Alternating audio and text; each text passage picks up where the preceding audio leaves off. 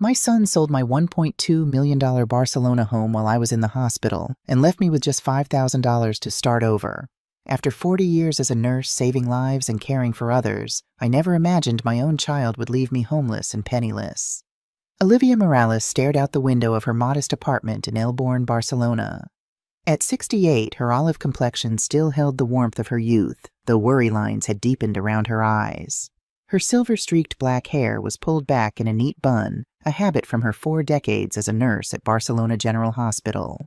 The morning sunlight bathed the small balcony where she tended to her potted geraniums and herbs, rosemary, thyme, and basil reminiscent of the garden she had cultivated with her late husband Antonio.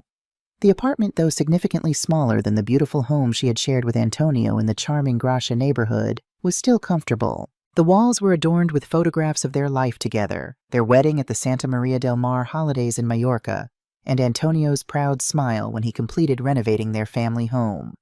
Antonio had been gone for 3 years now. A heart attack had taken him suddenly one warm September evening as they sat on their terrace, planning a trip to visit their son Diego in Madrid. The memory still brought an ache to Olivia's chest. "You are the strongest woman I know, mi amor," Antonio had always told her. "Promise me you'll always keep our home for the family. It's our legacy." She had made that promise, and she had intended to keep it. Olivia had managed well on her own. Her pension of $3,500 a month afforded her a comfortable life. She volunteered at the local hospital twice a week, spent time with her neighbors in the plaza, and spoke weekly with her brother Rafael in Madrid. Her life had found a peaceful rhythm, though she missed Antonio every day. Picking up a framed photo of Diego from the side table, Olivia sighed. Her son had his father's eyes and her stubborn chin. He had always been ambitious, impatient. Even as a child, he had wanted everything immediately. While Rafael, 6 years younger, had been content with simple pleasures, Diego had always demanded more. Antonio had been firm with him, perhaps too firm at times. "He needs to learn the value of hard work," Antonio would say when Diego complained about his father's refusal to fund another failed business venture. "Our home, everything we have, was built brick by brick, not handed to us." Their arguments had grown more heated as Diego entered adulthood. When Diego married Carmen, a beautiful woman from Seville with expensive tastes, the tension only increased. Antonio had refused to invest in Diego's real estate ventures, calling them castles in the air. The final argument had been particularly vicious, with Diego storming out accusing his father of always favoring Rafael. "Diego has his father's passion, but none of his wisdom," Olivia whispered to herself, replacing the photograph. She hadn't seen her son in nearly a year, though they spoke on the phone occasionally. His calls usually coincided with financial difficulties, a pattern Olivia recognized but chose to ignore out of maternal love. The buzzing of her phone interrupted her thoughts. Diego's name flashed across the screen. "Mama, are you there?" His voice sounded different, strained, nervous. "Diego, what's wrong?" Maternal instinct immediately sharpened her senses. It's complicated. I've lost my job. The development project collapsed and the investors are furious. Carmen and I..." He paused, his voice cracking slightly. "We might lose our apartment." Olivia's heart constricted. Despite everything, he was her son. "What happened, mijo?" "There were accusations of mismanagement. Nothing was proven, but the damage was done." Diego's voice hardened. "They made me the scapegoat, mama. It wasn't fair." Olivia closed her eyes, remembering similar stories over the years. Always someone else's fault, never Diego's. "Where will you and Carmen go?" she asked softly, already knowing the answer. "That's why I'm calling. We need a place to stay just until I get back on my feet.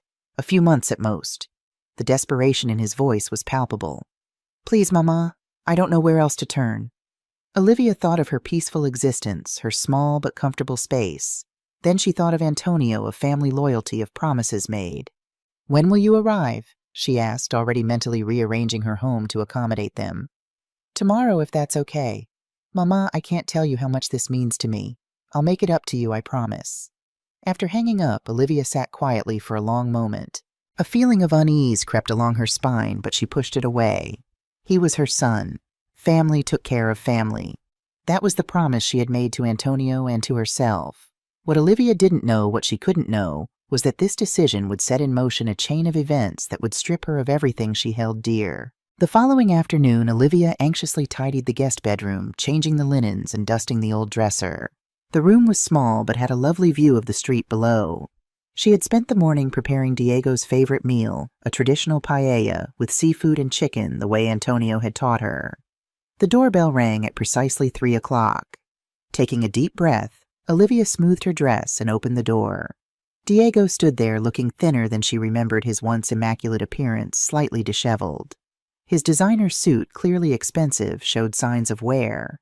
Beside him stood Carmen, still breathtakingly beautiful at 38, her dark hair falling in perfect waves around her shoulders. Behind them were several large suitcases, far more than would be needed for a few months. "Mama!" Diego embraced her, holding on a moment longer than usual. "Thank you for taking us in." "Olivia, you look wonderful." Carmen kissed her cheeks, the scent of expensive perfume enveloping Olivia. "This building is so charming, so authentic."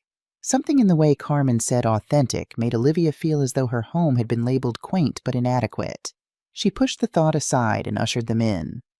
"I've prepared the guest room for you both," Olivia said, leading them down the narrow hallway. "It's not very big, but—" "It's perfect, Mama," Diego interrupted, though his eyes scanned the small space with barely concealed disappointment. "Just until we get back on our feet." Over paella, Diego recounted the story of his professional downfall, his voice rising with indignation as he described the betrayal by his business partners. "They were jealous of my connections, my vision," he said, refilling his wine glass for the 3rd time. "The project would have been revolutionary luxury condominiums with smart technology overlooking the Mediterranean. Diego was the creative mind behind everything." Carmen added her hand on his arm. "The investors just couldn't see his vision. They were small-minded." Olivia listened, nodding sympathetically, though a familiar doubt crept into her mind. The story seemed to shift slightly with each retelling details, changing subtly to cast Diego in an increasingly favorable light.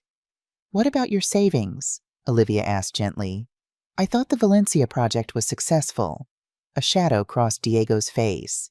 "We had to use that money to cover legal fees. The accusations were serious, Mama. We had to defend ourselves."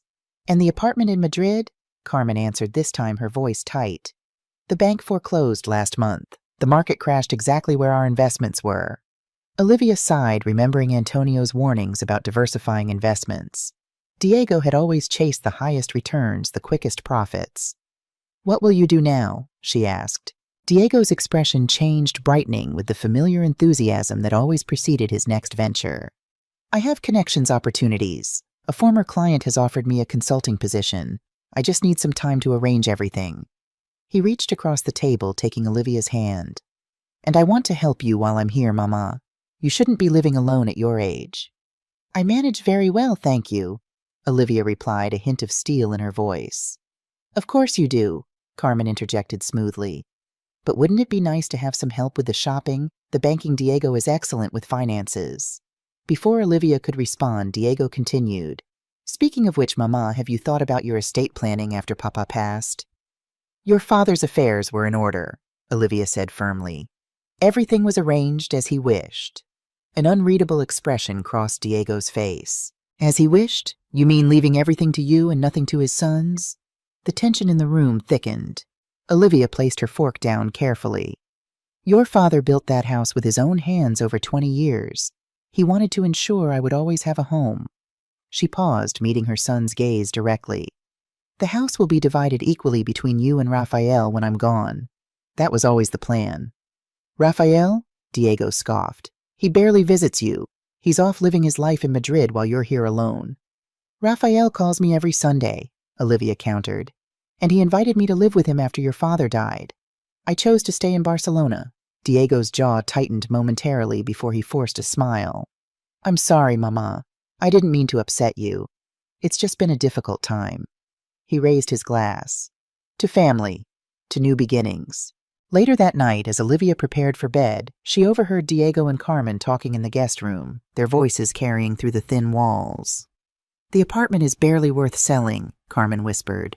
"We need access to more." "Be patient," Diego responded. "She has her pension and the house in Gracia is worth at least $1 million. We just need to convince her it's too much for her to manage alone." "And your brother?" "What if he interferes? Rafael is too busy with his perfect little family to care. Besides, I'm the one here taking care of her. That counts for something." Olivia stood frozen in the hallway, her heart pounding. The conversation confirmed what she had sensed earlier, that Diego's return wasn't merely about needing temporary shelter. There was a deeper agenda at play. She retreated to her bedroom, locking the door behind her, something she had never done before. As she lay in bed, memories of Antonio's warnings echoed in her mind. Diego sees money as the solution to everything, he had said. He never learned that wealth comes from work and sacrifice, not shortcuts. Olivia stared at the ceiling, anxiety gnawing at her. She had promised Antonio to keep their home in the family. Now she wondered if that promise might be used against her. The first month passed in a strange new rhythm. Diego and Carmen settled into Olivia's life with surprising ease, gradually taking over more and more aspects of her daily routine. At first, the changes were small, welcome even. Diego insisted on driving Olivia to her doctor's appointments, giving her a break from navigating Barcelona's crowded buses. Carmen took over the cooking, preparing elaborate meals that, while delicious, were far more extravagant than Olivia's simple fare. "You work too hard, Mama," Diego would say when Olivia tried to help with household chores. "Let us take care of things for a while." Olivia found herself with more free time than she was accustomed to. Initially, she enjoyed having company after 3 years of living alone. Diego seemed genuinely interested in her life, asking about her days at the hospital, her friends, her routines. Carmen showed surprising warmth, sharing stories of her own childhood in Seville. "My father left when I was 7, Carmen confided one afternoon as they shared tea on the balcony. "My mother worked 3 jobs to keep us fed. She died never knowing financial security." Her eyes darkened. "I promised myself I would never live that way, never be that vulnerable." Olivia felt a surge of compassion. "That must have been very difficult for you, Hia." Carmen nodded, her perfect composure cracking slightly. "Money isn't just money, Olivia. It's safety, protection." She glanced at Olivia. "You're fortunate to have your pension, your home.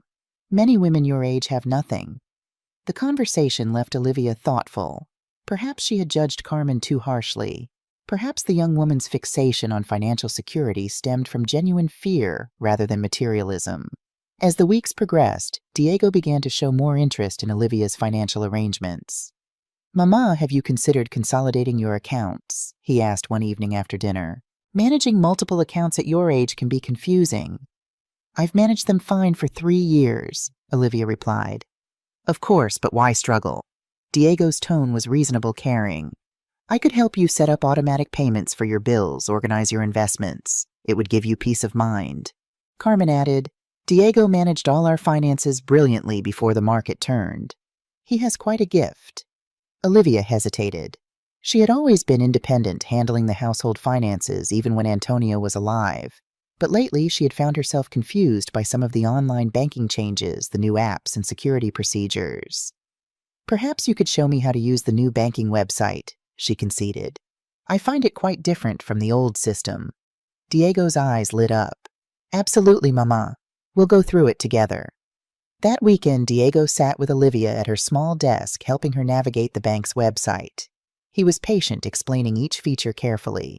When they reached the transfer section, he frowned. "Your daily transfer limit is very low, Mama. That could be problematic in an emergency." "What kind of emergency would require large transfers?" Olivia asked. Diego shrugged. "Medical expenses, unexpected repairs. Life is unpredictable." He clicked through several menus. "Let me help you increase the limit just for safety." Before Olivia could object, he had changed the settings, raising her daily transfer limit substantially. The following week brought a turning point that Olivia would later recognize as the beginning of her loss of control. Stepping out of the shower, Olivia reached for her towel and lost her balance. Her wet foot slipped on the tiled floor and she fell hard against the sink. Pain shot through her hip as she crumpled to the floor. "Diego, Carmen," she called out, her voice tight with pain. They rushed in immediately. Diego carefully helped her up while Carmen wrapped her in a robe. "We need to get you to the hospital," Diego insisted, already reaching for his phone. The emergency room doctor confirmed nothing was broken, but severe bruising would limit Olivia's mobility for several weeks. She was prescribed pain medication and rest. The accident changed everything. Suddenly dependent on Diego and Carmen for even basic tasks, Olivia found her autonomy rapidly diminishing. "You can't go up and down to the bank in this condition," Diego insisted when Olivia mentioned needing to withdraw cash for her medications. Give me your card and PIN, and I'll take care of it. Olivia hesitated. Antonio had always cautioned against sharing banking details with anyone, even family. It's just until you're back on your feet, Mama, Diego assured her, his expression full of filial concern. You need your rest. Reluctantly, Olivia wrote down her PIN and handed over her debit card. Just for the medications, she emphasized. Of course, Diego nodded solemnly. I'll bring you the receipt. That evening, as Carmen helped her prepare for bed, the younger woman was unusually talkative. You know, Olivia, you really shouldn't be living alone at your age. That fall could have been much worse. I've lived alone for 3 years without incident, Olivia pointed out. Carmen perched on the edge of the bed, her expression serious. But you were lucky this time. Next time you might break a hip or worse. Diego and I have been talking. About what? Olivia's guard immediately rose. About taking care of you properly. We could move back to Gracia, to your house. There's plenty of room for all of us and no stairs to navigate. The suggestion caught Olivia off guard. Her house in Gracia, the home she and Antonio had built together where they had raised their sons, was rented out to a lovely young family. The rental income supplemented her pension nicely. The house is occupied, Olivia said. They have a 3-year lease. Carmen waved a dismissive hand. Leases can be broken for family emergencies. And this is an emergency, Olivia. Your health, your safety, these are priorities. Before Olivia could respond, Diego entered with a glass of water and her pain medication. Time for your medicine, Mama. The doctor said to take it regularly, even if the pain seems manageable. As Olivia swallowed the pill, she noticed Diego and Carmen exchange a glance. Something unspoken passed between them, a communication she wasn't privy to. That night, Olivia slept fitfully troubled by dreams of her home in Gracia being emptied, her possessions disappearing one by one while she stood helplessly watching. The following week saw a gradual but definite shift in the household dynamic. Diego took over all financial matters, insisting it was for Olivia's benefit while she recovered. I've set up automatic payments for all your bills, he announced proudly, and I've organized your accounts more efficiently. What does that mean, organized? Olivia asked. Just simplified things, consolidated some accounts to reduce fees. Diego's explanation was vague, his attention already shifting to his phone. Don't worry about the details, Mama. It's all taken care of. Carmen, meanwhile, began a subtle campaign to convince Olivia that her apartment was inadequate. This building is so old, Olivia. The wiring is probably unsafe. And the neighborhood has changed. I've noticed some unsavory characters hanging around the plaza at night. When Olivia mentioned her friends in the building, Carmen sighed.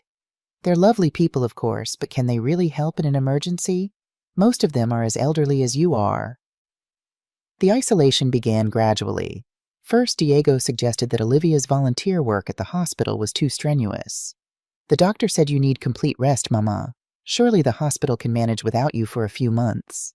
Then Carmen began screening Olivia's phone calls. So many telemarketers these days, she explained when Olivia questioned why she hadn't heard from her neighbor Maria.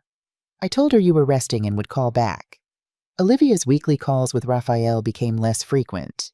Twice she tried to reach him only to find Diego had taken her phone to update the software.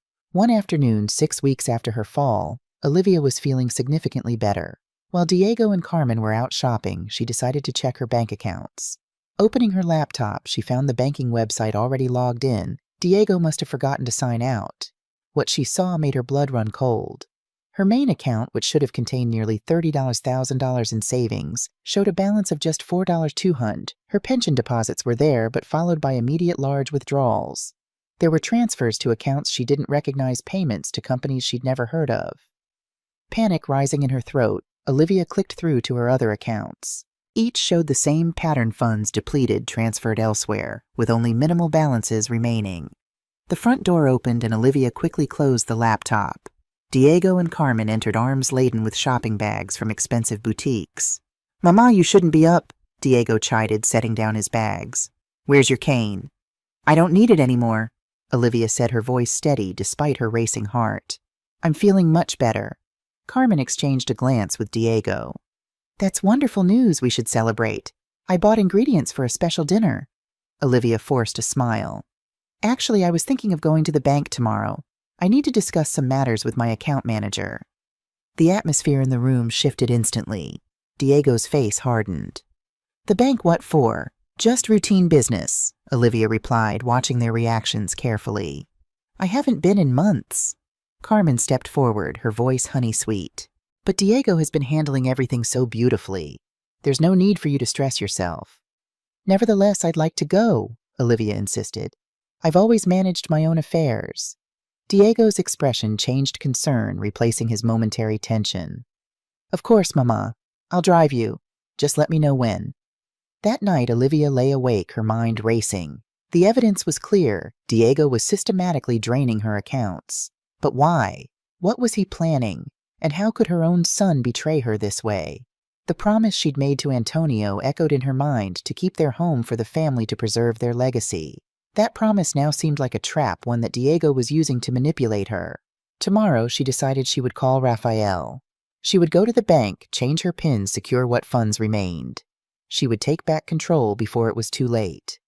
What Olivia didn't realize was that it was already too late. While she slept, Diego was in the guest room, phone pressed to his ear. "The situation has accelerated," he whispered to someone on the other end. "She's suspicious. We need to move forward with the power of attorney documents immediately." He listened for a moment, then glanced toward his mother's closed door. "No, she won't sign willingly. We'll need to be creative. But don't worry, by this time next month, the house in Gracia will be ours to sell." Hanging up, Diego turned to find Carmen watching him, her dark eyes unreadable. "Are you sure about this?" she asked softly. "Once we cross this line—" Diego's expression hardened. "My father left me nothing.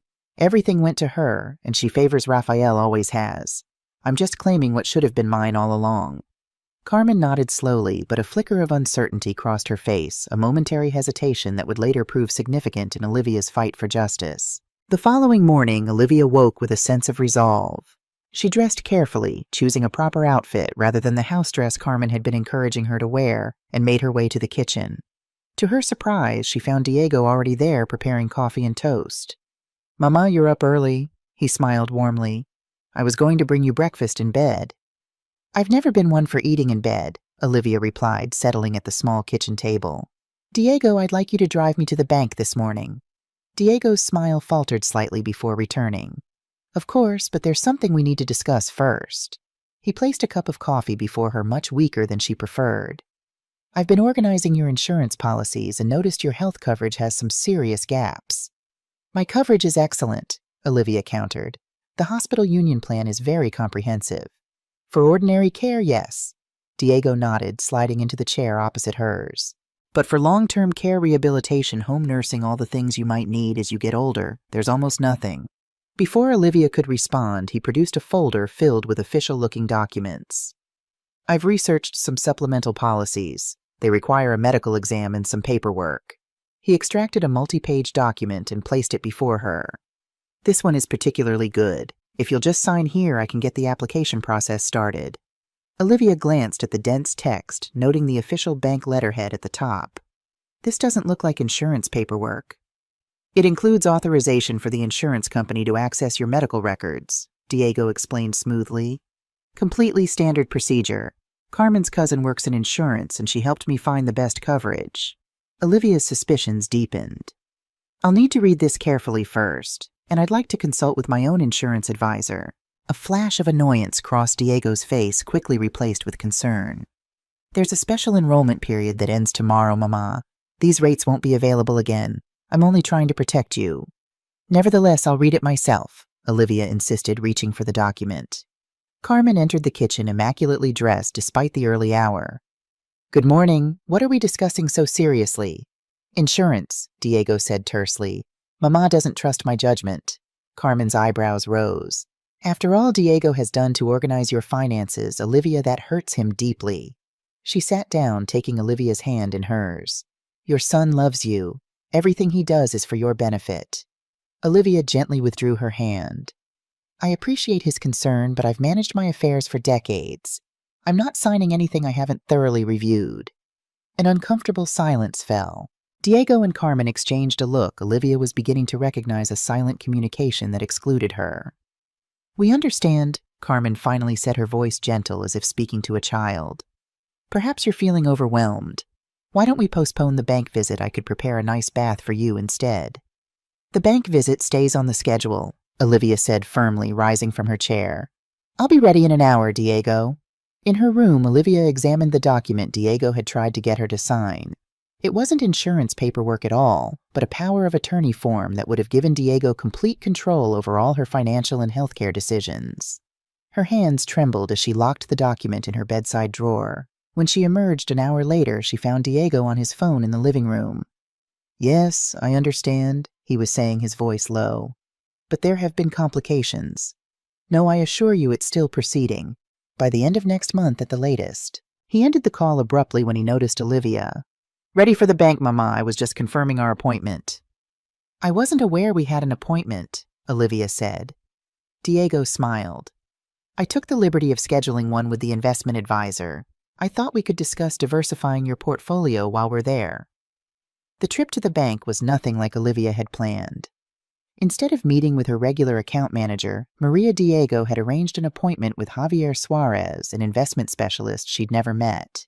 Throughout the meeting, Diego dominated the conversation, describing their investment goals and repeatedly referencing Olivia's memory issues.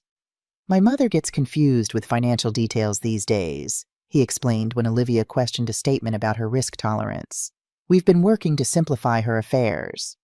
Javier nodded sympathetically, directing his responses to Diego rather than Olivia. When she tried to inquire about recent withdrawals from her accounts, Diego smoothly interjected. Mama, remember we discussed the property tax payment and the special assessment for the building repairs. His expression conveyed gentle concern with an undertone of embarrassment, as if apologizing to Javier for her confusion. By the end of the appointment, Olivia felt thoroughly undermined. They left with brochures for investment products she had no interest in, and without her having gained access to her account information. I wanted to speak with Maria, she said as they walked to the car. Maria is on extended leave, Diego replied. Javier is handling her clients. He's much more knowledgeable about investment strategies for retirees. Back at the apartment, Olivia found several changes. The framed photo of Antonio that usually sat on her nightstand was missing. Her desk had been rearranged, the drawers organized differently. Carmen thought the apartment needed refreshing, Diego explained when Olivia mentioned the changes. The clutter was making the space feel cramped. Where are my photographs? My letters from Antonio? Safely stored in boxes in the closet, Diego assured her. Carmen thought they were collecting dust out in the open. Over the next few days, more items disappeared. Antonio's favorite chair declared too worn and replaced with a modern piece that Olivia found uncomfortable. Her collection of nurse figurines deemed outdated and packed away. Even her recipe box containing generations of family recipes was replaced with a digital tablet for easy viewing. Your recipe for paella is already loaded, Carmen announced proudly. No more squinting at those faded index cards. Olivia felt as if her home was being erased piece by piece. More disturbing still were the financial irregularities she began to notice. Bills she was certain she'd already paid arrived with late notices. Her pension deposit notification came, but when she asked Diego about withdrawing cash for her weekly expenses, he provided only a small fraction of what she requested. The rest needs to go toward the property tax bill, he explained. It's much higher this year. The property tax on this apartment hasn't changed significantly in 5 years, Olivia pointed out. Diego's expression hardened momentarily before softening into concern. Not this apartment, Mama. The house in Gracia. Don't you remember we discussed this last week? Olivia hadn't forgotten they had never discussed it, but Diego's confident assertion made her momentarily doubt herself. One afternoon, while Diego and Carmen were out, Olivia received an unexpected visitor. Sophia, the young mother who rented the house in Gracia, stood anxiously at the door. Senora Morales, I'm so sorry to disturb you, but there's been some confusion. A real estate agent came to the house yesterday saying it was going to be listed for sale next month. Olivia's blood ran cold. That's impossible. You have a 3-year lease. Sophia nodded emphatically. That's what I told him, but he insisted he had authorization from the owner. She hesitated. He mentioned your son Diego. He said Diego was handling the sale on your behalf. Thanking Sophia and assuring her the lease would be honored, Olivia closed the door and sank into a chair, her mind racing. Diego was planning to sell her home, Antonio's home, without her knowledge or consent. She was contemplating her next move when she heard a key in the lock. Diego and Carmen entered laden with shopping bags from expensive stores. "Mama, look what Carmen found for you." Diego held up an elegant but simplistic dress, clearly designed for someone much older and less active than Olivia. "For your comfort." Olivia forced a smile, deciding not to confront them about the house yet. She needed more information, more evidence before challenging Diego directly. That evening, while pretending to nap in her room, she overheard a revealing conversation between Diego and Carmen in the kitchen. "The real estate agent called," Diego said, his voice tense. "The tenant came to see Mama today." "Is that a problem?" Carmen asked. "It complicates things. I told him to wait until we had the power of attorney finalized before contacting the tenants." Carmen's voice dropped lower. "And how do you plan to get her to sign it? She's becoming suspicious." "Leave that to me," Diego replied. "I've arranged for a doctor's appointment next week. Dr. Vega understands our concerns about Mama's cognitive decline." "What cognitive decline? Your mother is sharp as a tack." "Dr. Vega doesn't know that," Diego said dismissively. "A diagnosis of early dementia would give us grounds for emergency guardianship if she refuses to cooperate." Olivia pressed a hand to her mouth, stifling a gasp. Her own son was plotting to have her declared incompetent. The betrayal cut deeper than she could have imagined. Later that night, searching for her address book to call Rafael, Olivia discovered it missing from her desk drawer. In its place was a business card for a high-end consignment boutique, Carmen's Closet Luxury Resale and Consignment. The address was in an upscale Barcelona neighborhood, and the card listed Carmen Alvarez as owner and curator. Puzzled, Olivia slipped the card into her pocket. Carmen had never mentioned owning a business. Where had the money come from to open such a shop? With a sinking feeling, Olivia suspected she knew exactly where the funding had originated. As the weeks progressed, Olivia's situation deteriorated rapidly. Her access to her own finances became increasingly restricted. Diego insisted on accompanying her everywhere, citing concern for her safety after her fall, though she had long since recovered. When she attempted to use her credit card at the pharmacy, she discovered it had been canceled. "For your protection," Diego explained. "There's been so much credit card fraud lately. I've arranged for all purchases to go through the supplemental card on my account. That way I can monitor for suspicious activity." Her meals became notably smaller and less nutritious. While Diego and Carmen dined on gourmet foods they brought home from expensive restaurants, Olivia was served small portions of bland pasta or simple sandwiches. "The doctor recommended a low-sodium, low-fat diet for you," Carmen would say when Olivia questioned the disparity. "We're just following medical advice."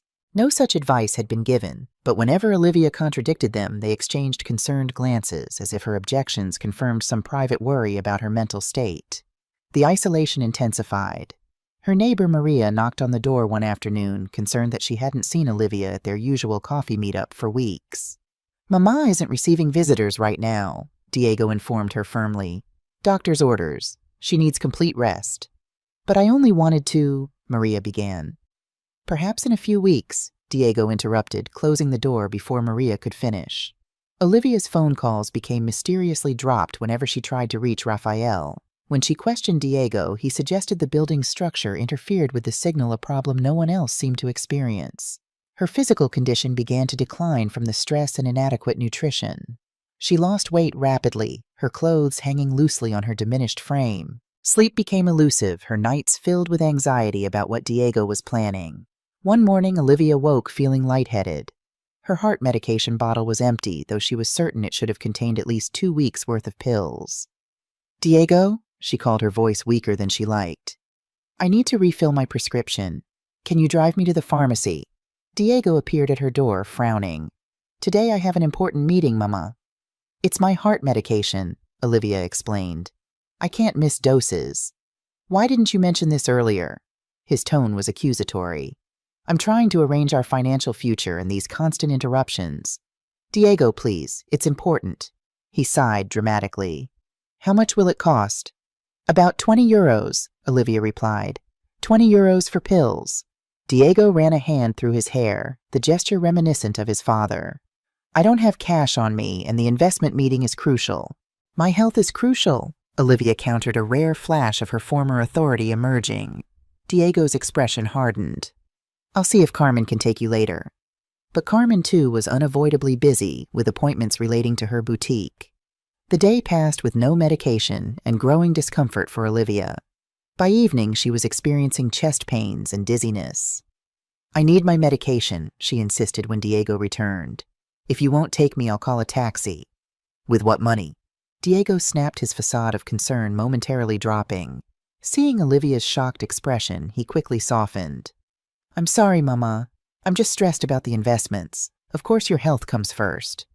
He drove her to the pharmacy but insisted she use his credit card rather than her own funds.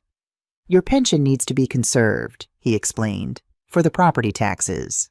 Back home, Olivia decided to check her bank balance using her tablet. To her dismay, the banking app had been removed. When she tried to access the bank's website directly, she found the password had been changed. Increasingly desperate, Olivia waited until Diego and Carmen were asleep before attempting to use the landline phone to call Rafael. To her dismay, the line was dead. Diego had canceled the service, explaining later that nobody uses landlines anymore, and her mobile phone was more convenient, the same mobile phone that mysteriously malfunctioned whenever she tried to call her brother. The next morning, Olivia resolved to visit her neighbor Maria directly. While Diego was in the shower, she slipped out of the apartment and knocked on Maria's door. "Olivia!" Maria embraced her, pulling back to examine her with concern. "Dios mío, you've lost so much weight. Are you ill?" "Maria, I need your help," Olivia whispered urgently. "Can I use your phone to call my brother in Madrid? It's an emergency." "Of course, come in quickly." Maria ushered her inside. Olivia had just dialed Rafael's number when the door burst open. Diego stood there, his expression thunderous. "Mama, what are you doing? I've been worried sick." He turned to Maria, his voice dropping to a confidential tone. "I'm so sorry she disturbed you. She's been having episodes of confusion lately." "I'm not confused," Olivia protested as Diego took her arm firmly. "Maria, please tell Rafael." "She needs her rest," Diego interrupted, already steering Olivia toward the door. "The doctor is very concerned about her condition." Back in the apartment, Diego's gentle facade vanished. "What were you thinking, wandering off bothering the neighbors with your paranoia?" "I was calling Rafael," Olivia replied, summoning her dignity despite her racing heart. "I have concerns about how you're managing my finances." Diego's expression shifted to one of exaggerated patience. "Mama, we've been through this. Your finances are fine. It's your memory that concerns me." "My memory is excellent," Olivia insisted, "and I know my bank accounts should contain far more money than they currently do." Diego shook his head sadly. "This is exactly what the doctor warned us about. The confusion, the financial paranoia." He lowered his voice as if sharing a confidence. "Older people often become fixated on money, imagining it's being stolen." "I'm not imagining anything," Olivia said firmly. "I saw the transfers from my accounts, and I know about Carmen's boutique." A flash of genuine surprise crossed Diego's face before he recovered his composure.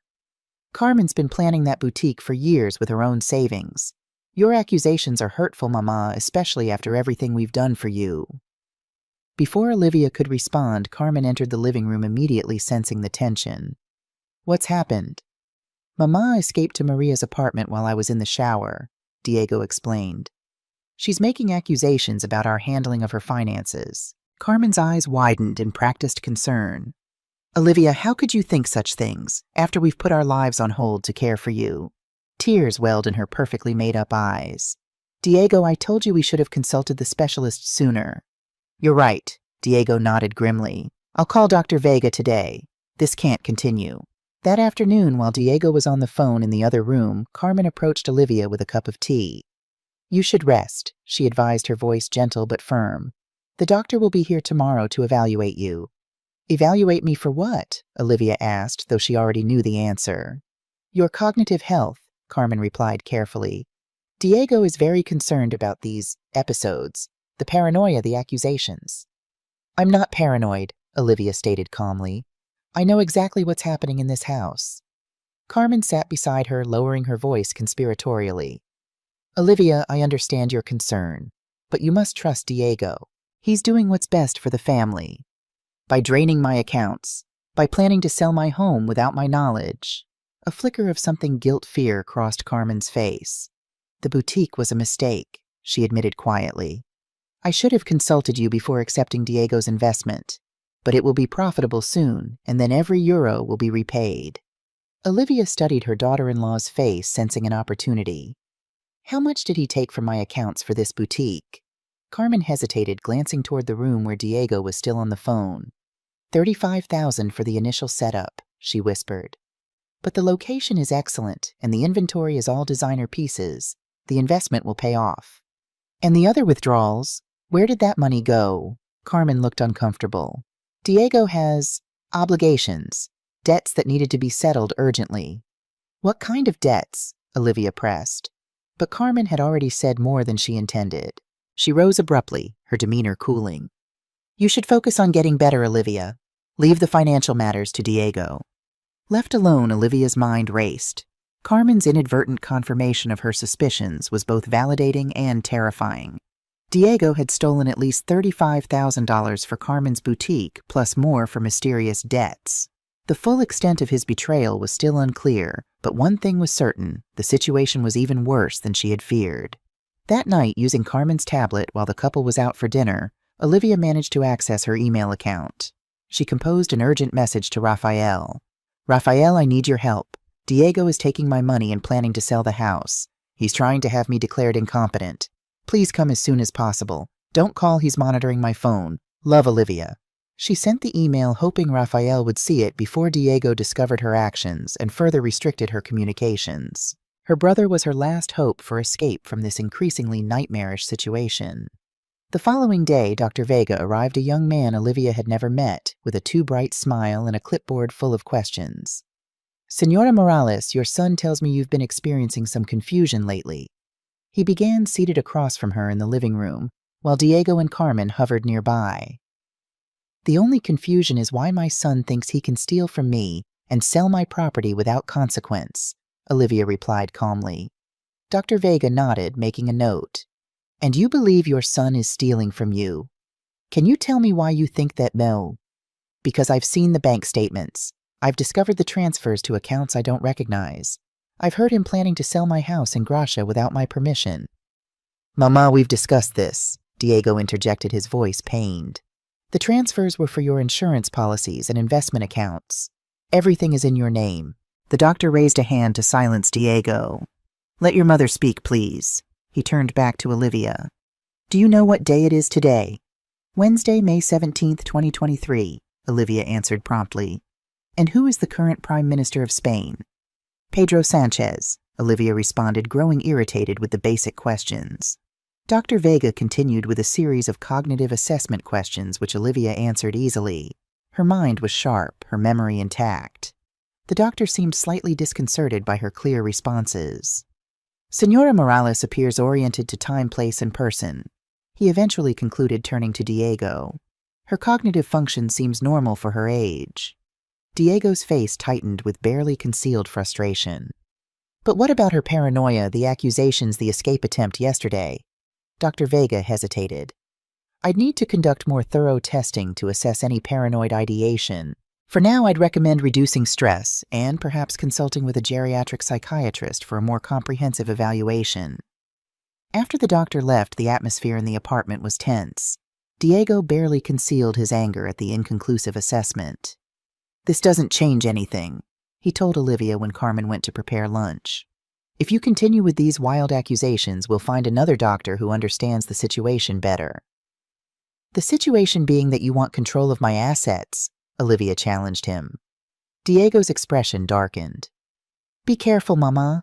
Your options are limited. Who do you think people will believe, a respected businessman or an elderly woman with memory issues? The threat was clear. Olivia realized she was fighting not just for her financial security, but potentially for her freedom. If Diego succeeded in having her declared incompetent, he could control every aspect of her life. That night, Olivia faked sleep while listening to Diego and Carmen argue in the kitchen. We need another approach, Diego hissed. That useless doctor wouldn't diagnose a cognitive issue when it's staring him in the face. Because there isn't one, Carmen replied, her voice surprisingly firm. Your mother is completely lucid, Diego. This plan won't work. Then we need a new plan, Diego insisted. The buyers won't wait forever, and Luis is pressuring me about the loan repayment. Who is Luis? Carmen asked, confusion evident in her tone. Diego hesitated. A business associate, from the Valencia project. A business associate who needs repayment of nearly 40,000 euros. Carmen sounded skeptical. What kind of business was this, Diego? It's complicated, he snapped. The point is, we need the house sold within the next month. The boutique isn't profitable yet, and we've nearly depleted Mama's accounts. There was a long pause before Carmen spoke again, her voice quieter. How much is left?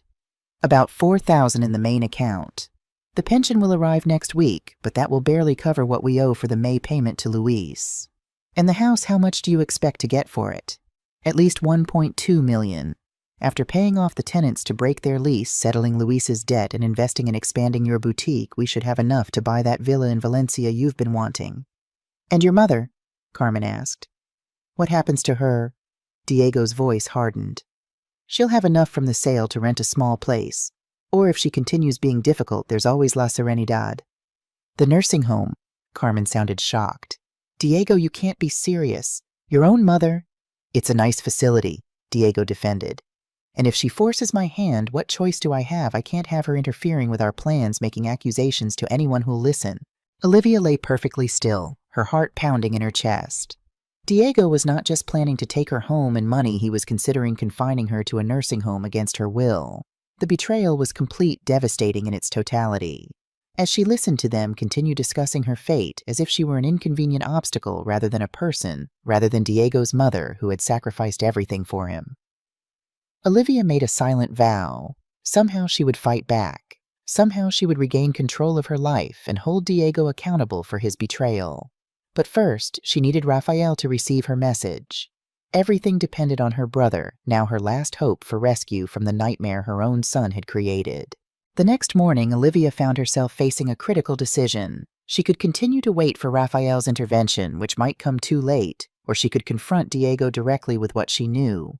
The risk was considerable. If he realized the extent of her knowledge, he might accelerate his plans to have her declared incompetent, or even moved to the nursing home. But the alternative was to remain passive while he systematically stripped her of everything she valued. She chose confrontation.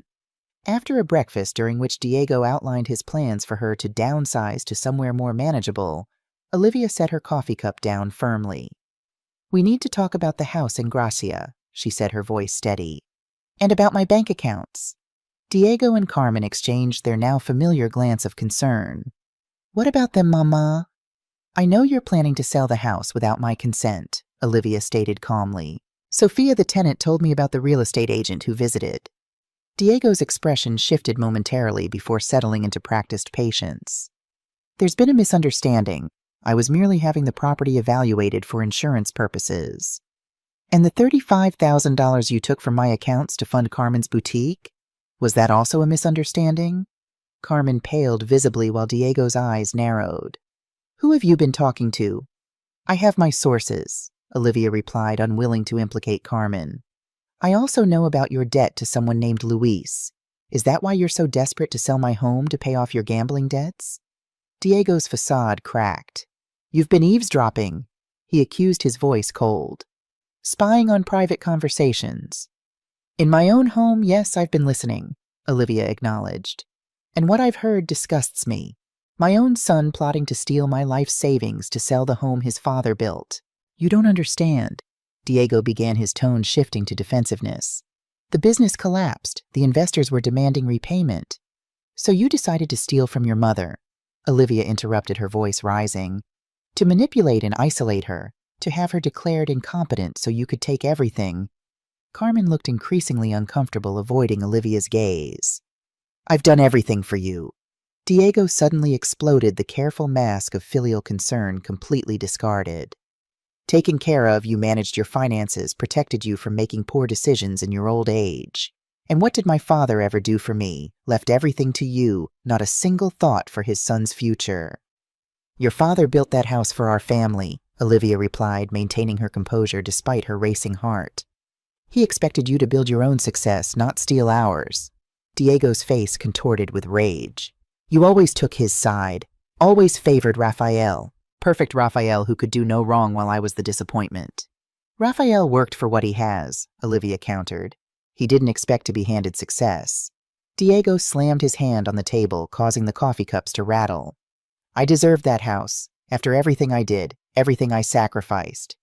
What sacrifices, Diego? Olivia challenged. What have you ever given up for someone else? Carmen finally spoke, her voice quiet. Diego, this isn't helping. Perhaps we should stay out of this, Diego snapped. He turned back to Olivia, his expression calculating. You think you've figured everything out, don't you? But you're just a confused old woman. Who would believe these wild accusations? Your word against mine. I have evidence, Olivia bluffed. Bank statements, recordings, all safely stored with a trusted friend. Diego's confidence wavered momentarily before he regained his composure. More delusions, he said dismissively.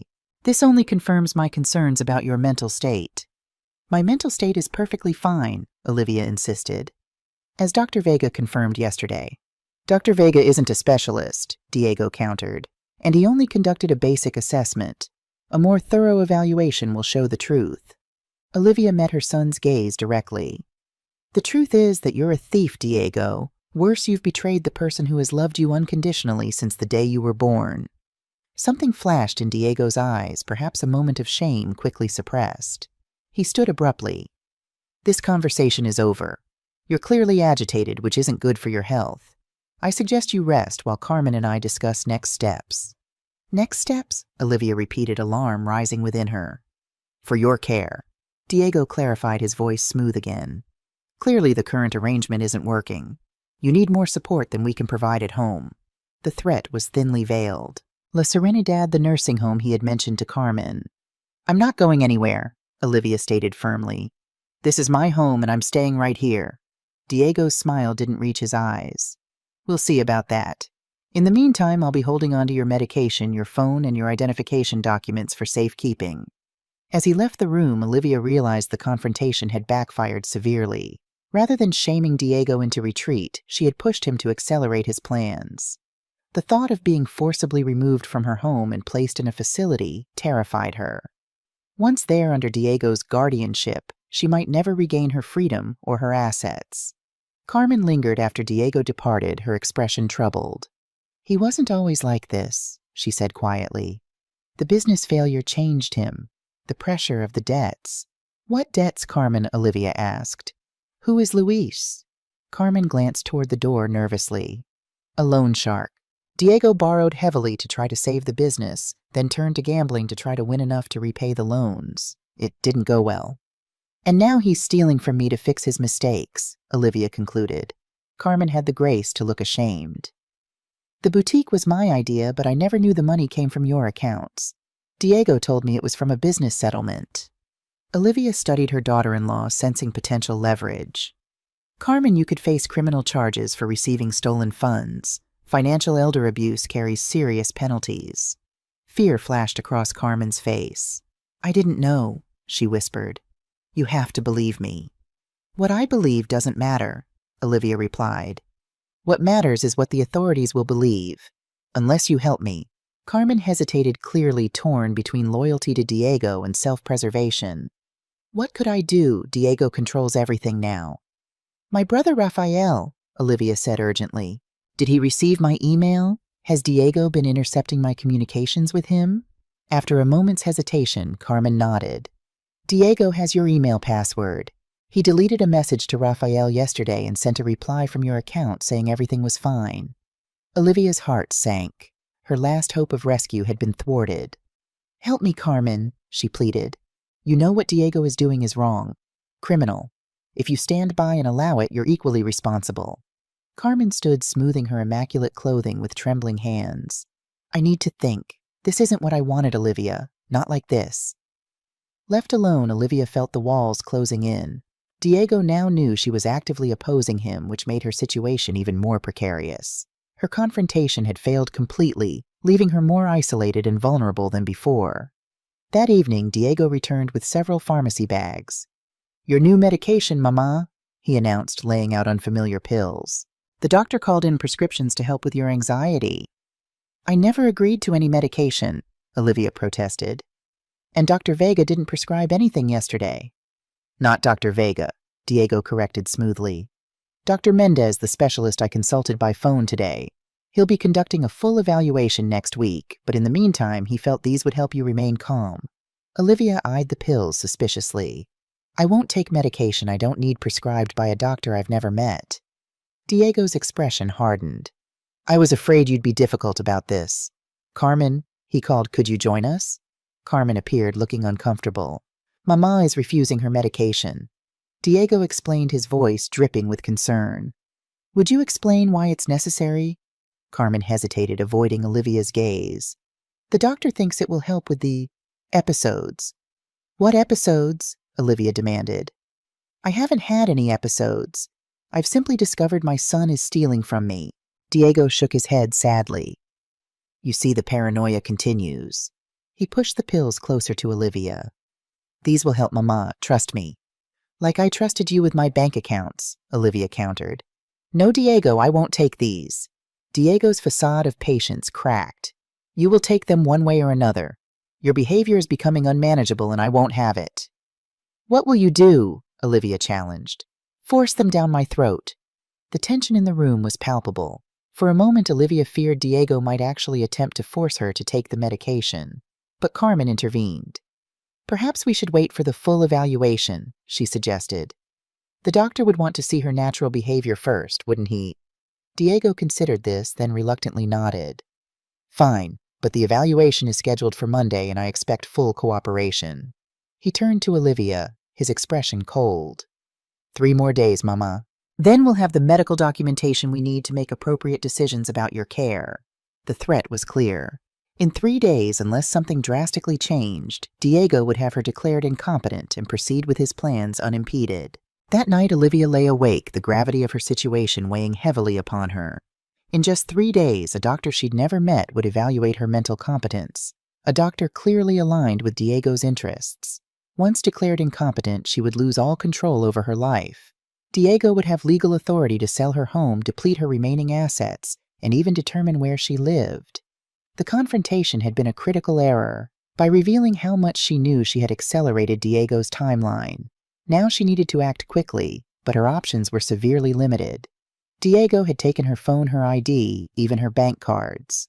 The apartment was essentially a prison, with Diego or Carmen constantly monitoring her movements. A soft knock at her bedroom door startled her.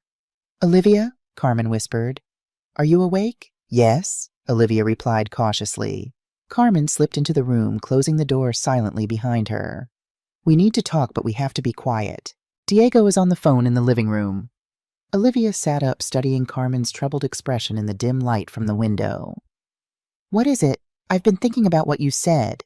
Carmen began, her voice barely audible. About criminal charges. About being equally responsible. Hope flickered within Olivia. And I never intended things to go this far, Carmen confessed. The boutique was my dream, yes, but I didn't know Diego was stealing from you to fund it. I thought the money came from his business settlement. But now you know the truth, Olivia pointed out. Carmen nodded miserably. I'm afraid, Olivia. Diego has changed. The gambling debts, the desperation. He's not the man I married. Help me then, Olivia urged. Help me contact Rafael. He can bring a lawyer, stop this before it goes any further. Carmen hesitated, glancing nervously toward the door. Diego monitors all communications. He checks my phone regularly. There must be some way, Olivia insisted. My neighbor, Maria. Diego has already spoken to her, Carmen interrupted. He told her you're suffering from dementia and prone to making up stories. Olivia's heart sank. Diego had been thorough in isolating her. What about the police? Without evidence, Carmen shook her head. Diego would convince them it's a family matter, a confused elderly woman. By the time they investigated, it would be too late. Olivia considered their limited options. Your boutique, she said suddenly. Could you take me there tomorrow? Tell Diego I'm interested in seeing it, that it might help restore my trust. Carmen frowned. Perhaps, but what good would that do? Diego would insist on coming with us. Not if you convince him it's an opportunity for woman time. A chance for us to bond, for you to help me understand that everything being done is for my benefit. Understanding dawned in Carmen's eyes. And once there must be a phone I could use, Olivia pressed. A computer. Some way to contact Rafael without Diego's knowledge. Carmen considered this, then slowly nodded. I could suggest it at breakfast. Say it might calm you to see how the investment is being used, make you feel included rather than stolen from. Will Diego believe you're taking my side against him? He might, Carmen replied, especially if I emphasize how it could help avoid complications with Monday's evaluation. Make you more cooperative. It was a thin hope, but the only one available. Olivia reached out, squeezing Carmen's hand gratefully. Thank you for this. Carmen's expression remained troubled. I'm not doing it just for you, she admitted. I need to protect myself too. If this ends badly, I don't want to face charges. Self-interest is still interest, Olivia replied pragmatically. As long as it gets me to a phone. After Carmen left, Olivia spent the remainder of the night planning what she would say to Rafael. He needed to come immediately, bringing a lawyer and perhaps the police. The evidence of financial abuse was in the bank statements and the transfer records to Carmen's business accounts in the real estate listing preparations for the house in Gracia. If they could access those records before Diego destroyed them, there would be ample proof of his crimes. Morning arrived with a sense of desperate anticipation. As planned, Carmen suggested the boutique visit over breakfast. I was thinking, Diego, she began carefully. Perhaps Olivia would feel better about everything if she saw the boutique. How professional it is, how the investment is being well used. Diego looked skeptical. Is that necessary? It might help with Monday's evaluation, Carmen pointed out. If Olivia feels included rather than victimized, she might be more cooperative with Dr. Mendez. Diego considered this, clearly weighing the potential benefits against the risks. And if she tries to make a scene, starts telling customers wild stories about theft and betrayal. I'll present her as my mother-in-law who's advising on the vintage collection, Carmen assured him. A brief visit, just the two of us. Some female bonding time. Olivia remained silent, afraid that showing too much interest might arouse Diego's suspicions. After what seemed an eternity, Diego nodded reluctantly. Fine, but no more than an hour. And Mama, he turned to Olivia, his expression stern. This doesn't change anything. Monday's evaluation will proceed as planned. I understand, Olivia replied meekly, playing the role of the subdued, compliant mother. As Carmen helped her prepare for the outing, she whispered urgent instructions. There's a staff phone in the back room. I'll create a distraction with a customer while you make your call. Be quick, no more than 3 minutes. Diego watched them leave with obvious misgivings, his final warning hanging in the air. 1 hour, Carmen, not a minute more. The boutique was indeed impressive, a elegantly appointed space in an upscale shopping district filled with designer clothing and accessories. Under different circumstances, Olivia might have been proud of Carmen's entrepreneurial vision. Now she saw only the fruits of her stolen funds. As promised, Carmen created a diversion, engaging an elderly customer in an extended discussion about vintage Chanel, while discreetly gesturing Olivia toward the back room. Heart racing, Olivia slipped behind the counter and through a curtained doorway to a small office area. The staff phone sat on a desk cluttered with inventory lists and receipts. With trembling fingers, Olivia dialed Rafael's number, praying he would answer. Hola! Her brother's familiar voice, after so many weeks of isolation, brought tears to her eyes. Rafael, it's Olivia, she whispered urgently. I don't have much time. I need your help. Olivia, what's wrong? You sound terrible. As quickly and clearly as possible, Olivia explained the situation, Diego's theft, the planned sale of the house, the impending competency evaluation that would strip her of all control. Dios mío, Rafael breathed. I knew something wasn't right when I got that strange email from you saying everything was fine. It didn't sound like you at all. Diego sent that, Olivia explained.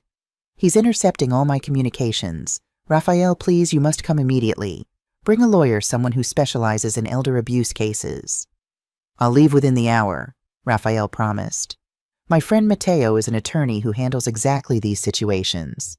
Where are you now? At Carmen's boutique, but will be returning to my apartment soon. Diego watches me constantly. Give me the boutique address, Rafael instructed. I'll come directly there if I can reach Barcelona in time. Otherwise, I'll come to your apartment tonight. Olivia quickly provided the address, then added, Be careful when you arrive. Diego is desperate. The evaluation is scheduled for Monday. If he succeeds, he'll have complete control. That won't happen, Rafael assured her. Stay strong, Hermana.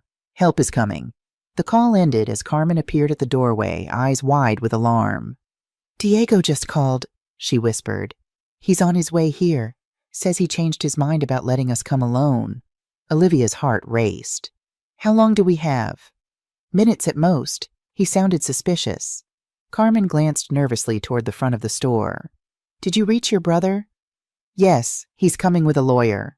Olivia clutched Carmen's arm. When he arrives, will you help us confirm what Diego has done? Carmen hesitated only briefly before nodding. I'll tell the truth, but for now we need to act normal. Diego can't suspect anything has changed. They returned to the main area of the boutique just as Diego entered, his expression tense and suspicious. Enjoying the tour, Mama? He asked, eyes scanning the space as if searching for evidence of betrayal. Carmen has created something impressive, Olivia replied truthfully. She has a real talent for business. Diego seemed momentarily disarmed by her positive response. Yes, well, it's time to return home. You need your rest before Monday. The drive back to the apartment was tense with unspoken accusations and suspicions. Diego kept glancing at Olivia in the rearview mirror as if expecting her to suddenly reveal her secret communication.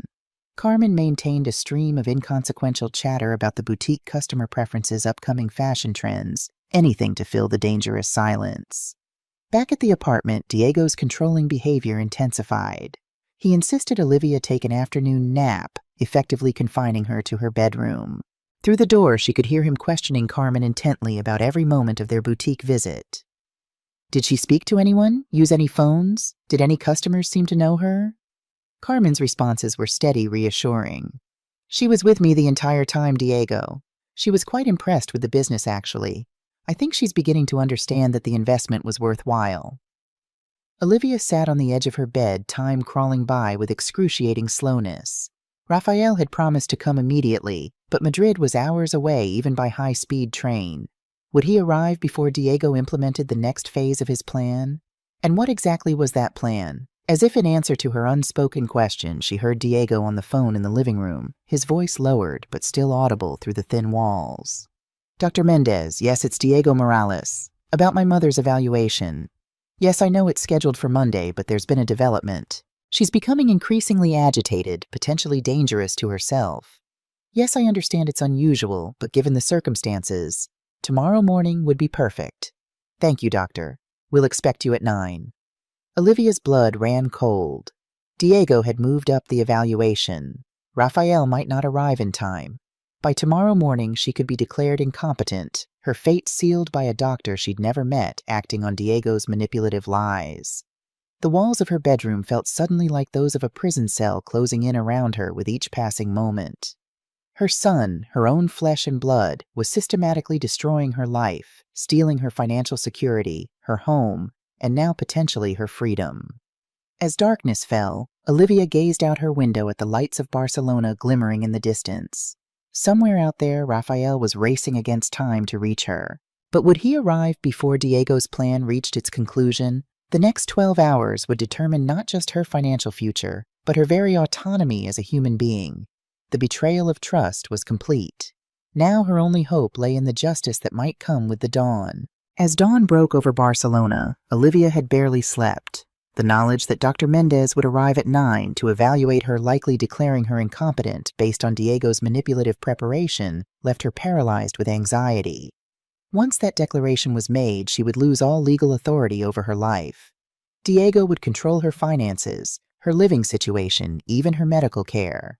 The house in Gracia would be sold, her remaining funds drained, and she might well find herself confined to La Serenidad nursing home indefinitely. Through her bedroom wall, she could hear Diego's voice speaking rapidly on the phone. Everything's arranged, he was saying. The doctor will provide the assessment we need. Yes, the real estate agent is prepared to move quickly once we have guardianship. I understand your concerns, Luis, but by next week you'll have your money plus interest. Olivia's hands trembled as she dressed. She chose her most dignified outfit, a tailored navy dress that Antonio had always admired, and styled her hair carefully. If she was to be evaluated, she would present herself as the capable, intelligent woman she was, not the confused, doddering figure Diego had invented. At precisely 8 o'clock, there was a sharp knock at the apartment door. Olivia froze, heart racing. Dr. Mendez wasn't due for another hour. She heard Diego's annoyed voice. Who could that be so early? Footsteps crossed the living room, followed by the sound of the door opening. Then a familiar voice that made Olivia's heart leap with hope. Good morning, Diego. It's been a long time. Rafael. Diego's shock was evident in his voice. What are you doing here? I came to see Olivia. I've been concerned about her. She's resting, Diego replied quickly. And this isn't a good time. We have a doctor's appointment later. I'm aware of that, Raphael said coolly. That's precisely why I'm here. Olivia emerged from her bedroom to find her brother standing in the entryway. At 62, Raphael remained tall and distinguished. His silver hair neatly combed his posture straight. The resemblance to Antonio was striking the same steady gaze, the same quiet dignity. Behind him stood a younger man with a serious expression carrying a leather briefcase. Raphael. Olivia hurried toward her brother, embracing him tightly. Thank God you've come. Raphael hugged her, then held her at arm's length, his expression darkening as he assessed her gaunt appearance. Olivia, what's happened to you? You've lost so much weight. She's been unwell, Diego interjected smoothly. That's why we've arranged for a medical evaluation today. A psychiatric evaluation, Raphael corrected his gaze, never leaving Diego. To have her declared incompetent. Yes, I know all about it. Diego's confident facade faltered momentarily. There's been some confusion. Mama has been experiencing episodes of paranoia, making wild accusations. Truthful accusations, Raphael interrupted firmly. About missing funds, a boutique funded with stolen money, and plans to sell her home without consent. Carmen emerged from the kitchen, her face pale. How do you know about the boutique? Olivia called me yesterday, Raphael explained. And I've spent the night with my friend Mateo here reviewing bank records, property documents, and communications that paint a very disturbing picture. Diego's expression hardened. Whatever Mama has told you, it's the product of confusion. Her memory is failing. Her memory is perfect, Raphael countered, and we have the documentation to prove it. The man with the briefcase stepped forward. Mateo Hernandez, he introduced himself. Attorney specializing in elder law and financial abuse cases. He handed Diego a business card. I've prepared an initial legal assessment based on the financial records we've obtained. Diego glanced at the card, his confidence visibly wavering. What financial records? You have no right to access my mother's accounts. As her brother, I have no rights, Raphael agreed. But the bank has a duty to investigate potential fraud, especially when an elderly customer's account shows suspicious patterns of withdrawals immediately following the addition of a new authorized user. Mateo opened his briefcase, extracting a folder. The bank's fraud department has provided a complete transaction history for the past 4 months. We also have documentation from the Commercial Property Registry regarding Carmen's closet, showing the source of funding and dates of establishment coinciding perfectly with major withdrawals from Senora Morales' accounts. Diego's face flushed with anger. This is a family matter. You have no right to interfere. Elder abuse is not a family matter, Mateo replied calmly. It's a criminal offense. Carmen sank into a chair, her composure crumbling. I didn't know, she whispered. I didn't know the money was stolen. Diego shot her a venomous look. Don't say another word, Carmen. Raphael turned to Olivia, his expression gentle. Pack a bag, Hermana. You're coming with me. She's not going anywhere, Diego declared, moving to block the hallway. The doctor is coming to evaluate her condition, and until then... The doctor won't be coming, Mateo interrupted, producing another document from his briefcase. This is a cease and desist letter addressed to Dr. Mendez, informing him of the potential legal consequences of participating in a fraudulent competency evaluation. My associate delivered it to his office at 7 this morning. Diego's face drained of color. You can't do that. We already have, Raphael said simply. He turned to Olivia. Go pack what you need. You're safe now. As Olivia moved toward her bedroom, Diego made a desperate lunge to block her path. This is ridiculous. Mama needs care supervision. The only thing she needs, Raphael said, his voice hardening as he firmly gripped Diego's arm, is protection from you. Diego yanked his arm away. You've always been her favorite, he spat bitterly. Perfect Raphael who could do no wrong. Well, where were you these past months while I was caring for her day and night? Caring for her? Raphael's voice rose with controlled fury. You've been systematically stealing from her, isolating her, undermining her health, and planning to have her declared incompetent, all to get your hands on her home and what remains of her money. You don't understand, Diego insisted, his voice taking on a desperate edge. I have debts, obligations. The business collapsed and I had nowhere else to turn. So you turned on your mother. Raphael's disgust was palpable. The woman who gave you life, who sacrificed everything for you. While the brothers confronted each other, Olivia quickly gathered her essentials, clothing, medications, and the few personal items Diego hadn't yet disposed of. When she returned to the living room, she found Mateo on the phone speaking rapidly in legal terminology, while Rafael continued his confrontation with Diego. "We've contacted the tenants at the Gracia house," Rafael was saying. "They confirmed the unauthorized visits from a real estate agent claiming to have your authorization to list the property." "The property needs to be sold," Diego maintained stubbornly. "It's too large for Mama to manage. I was acting in her best interest." "And the proceeds?" Rafael challenged. "Were those also going to be managed in her best interest, or were they destined for Luis, your gambling creditor, and Carmen's failing boutique?" Diego's expression registered shock. "How do you know about Luis?" "Carmen told me everything yesterday," Olivia said quietly, rejoining the group. "About the boutique, about the gambling debts. She didn't want to be implicated in your crimes." Diego turned to Carmen with a look of betrayal. "You spoke to her behind my back." Carmen avoided his gaze. "This has gone too far, Diego. I never agreed to having your mother declared incompetent or placed in a nursing home." "La Serenidad," Rafael repeated, his voice tight with anger. "You were planning to confine her to a nursing home against her will." "Only if necessary," Diego defended weakly. "If she continued to interfere with our plans." Mateo ended his call, addressing the room. "The police will be here shortly to take statements. In the meantime," he turned to Diego, "I strongly advise you not to leave the premises or attempt to destroy any evidence." Diego's demeanor shifted from defensive to calculating. "What evidence? It's my mother's word against mine. An elderly woman who's been confused, imagining conspiracies. Plus bank records, property documents, witness statements from the tenants, Carmen's testimony, and the boutique's financial records," Mateo enumerated calmly. "The police financial crimes unit is quite efficient at connecting these dots." Diego's facade finally cracked completely. "I needed the money," he shouted. "Luis was threatening me. What was I supposed to do?" "Not steal from your mother," Rafael replied simply. "Not betray the person who has loved you unconditionally your entire life." There was a moment of heavy silence, broken only when Carmen began to weep softly. "I'm sorry, Olivia," she whispered. "I never meant for it to go this far." Olivia approached her daughter-in-law, her expression somber but not unkind. "Your cooperation now will help determine your future, Carmen.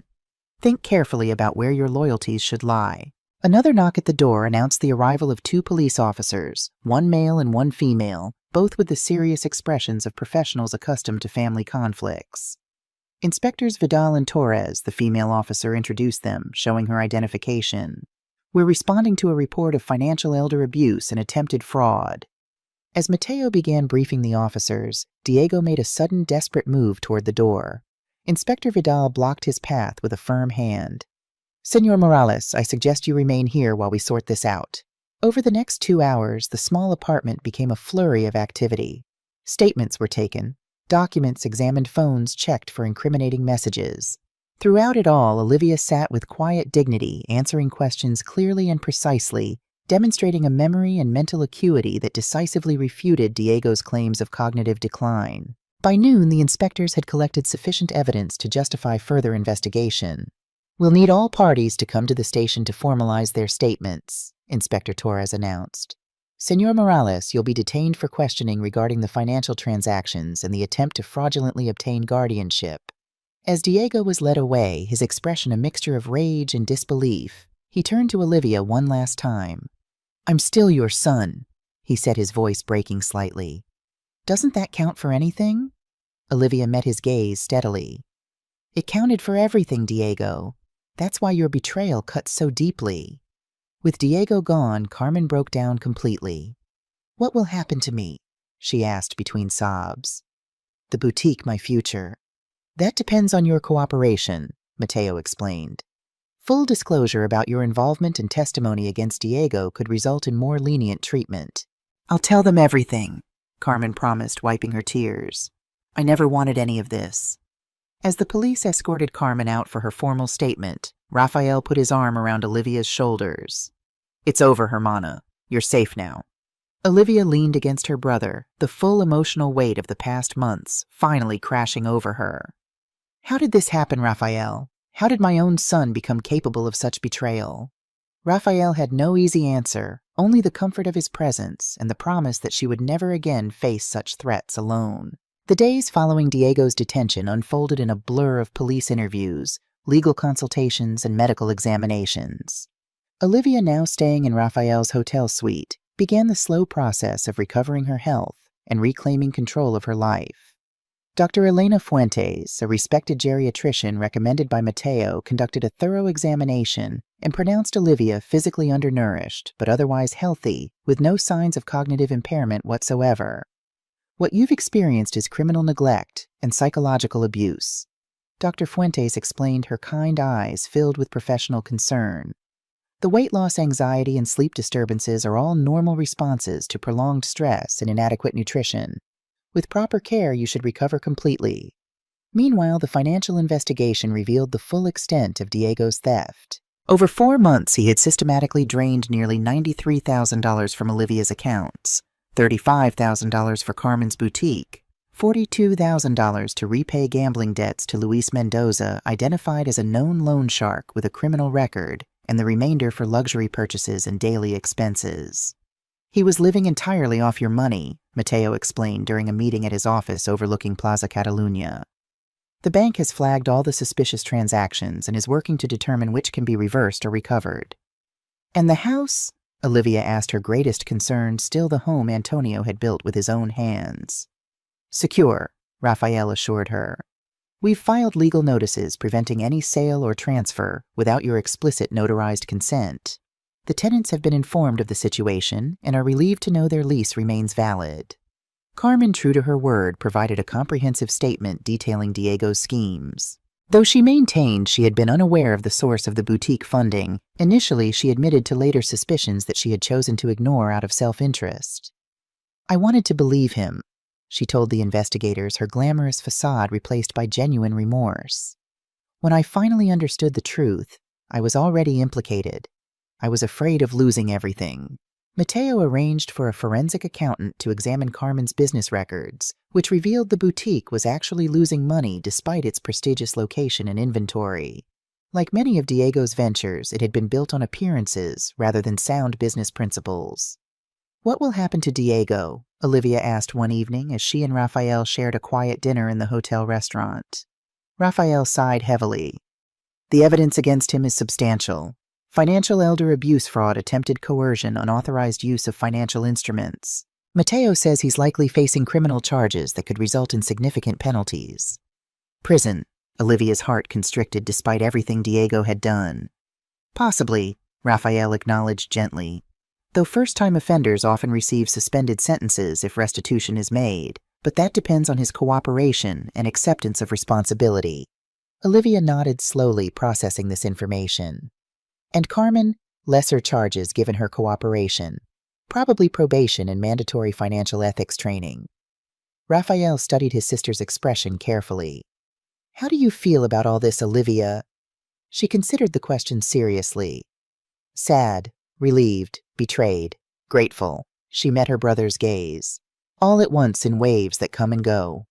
"That's entirely normal," Raphael assured her. "You've suffered a profound trauma, not just financial loss, but the shattering of trust in your own child." "Antonio always worried about Diego's character," Olivia confessed quietly. "His focus on money above all else, his sense of entitlement. I defended him, made excuses. Perhaps if I had been firmer, set clearer boundaries." "This is not your fault," Raphael said firmly. "Diego made his choices as an adult. The responsibility is his alone." As the investigation progressed, more disturbing details emerged.